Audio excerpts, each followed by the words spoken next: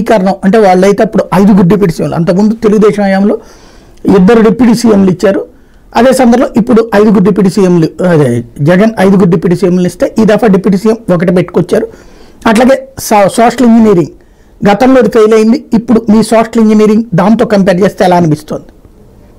చాలా మంచి ఆలోచనతోనే కొత్త వారికి ఇచ్చారు సార్. పాత వాళ్ళు సీనియర్స్ అందరూ కూడా వాళ్ళ అనుభవాలు తీసుకుంటూ వీళ్ళ కొత్త వారి దగ్గర మరింత స్పీడ్ పెంచడం కోసం నాకున్న సమాచారం ప్రకారం అయితే కాపులకు 3, రెడ్లకు 3, Mala SC 1, ST 1, Shetty Balija 1, Kuruba 1, Muslims 1, BC, అలాగే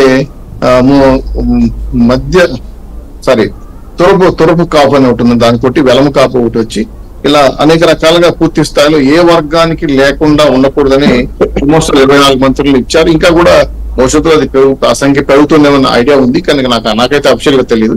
సో టోటల్ గా రాష్ట్ర ప్రభుత్వం మంత్రివర్గం కూర్చుతో పాటు ఆల్రెడీ ఇప్పుడు సమావేశం అయింది, బాబు గారు తిరుమల బయలుదేరారు. వాళ్ళ యొక్క శాఖలు కూడా కేటాయించబోతున్నారు. ఈ రేపటి నుంచి ఆ పని విధానం వాయువేగంతో ముందుకెళ్ళాలి, బాగా పనిచేసి ప్రజల మన్నలు పొందాల ఉద్దేశంతో పూర్తి స్థాయిలో కేబినెట్ సమావేశాన్ని ఒక గైడెన్స్ ఇచ్చారు. మేము అనుకోవడం ఏంటంటే అన్ని మతాలు కులాలకు కూడా తగిన ప్రాధాన్యత ఇవ్వడం కోసం అన్ని రకాల కసరత్తులు చేశారు. అందరూ కూడా సాటిస్ఫైడ్ గా ఉన్నారు. తర్వాత మేము ఊహించిన విధంగా పెద్ద ఎత్తున ఆల్మోస్ట్ 164, 150 అనుకున్నాం, 164 వచ్చింది మాకు. అది ప్రజలు ఇచ్చిన గొప్ప ప్రజా తీర్పు. కాబట్టి దీనికి అనుగుణంగా మేము ఈ మంత్రివర్గాన్ని పూర్తి చేయటం అనేది సీనియర్ గా ఉన్న పెద్ద పెద్ద వాళ్ళ నాయకులను ఎలా అకామిడేట్ చేయడం పైన దాని మీద కూడా డిస్కస్ జరుగుతా ఉంది.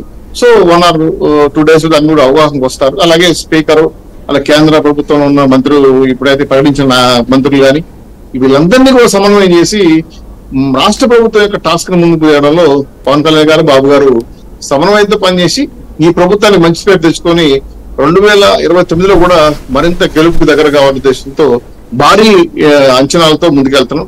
సో మా యొక్క ఆ అభిప్రాయాన్ని ప్రజలు ఆశీర్వదిస్తారని కోరుకుంటున్నాం. ఆ దిశగా ముందుకెళ్తున్నాం. కాబట్టి ప్రజలే కాదు, మీలాంటి జర్నలిస్టులు అలాగే మేధావులు చాలా మంది కూడా సలహాలు సూచన చేయడానికి కోసం ఒక కమిటీ, నేను గతంలో కూడా చెప్పాను, ఆ కమిటీ ఆల్రెడీ అవగాహనకు వచ్చారు. వాళ్ళతో కమిటీ కూడా అయిపోతున్నారు. ఆ కమిటీ ద్వారా కూడా మంచి ప్రజల నుంచి సమాచారం తీసుకొని ప్రజాభిప్రాయం మేరకు ప్రజల పరిపాలన చేయడానికి మేము కోరుకున్న విషయాన్ని మీరు తెలియజేస్తున్నాం.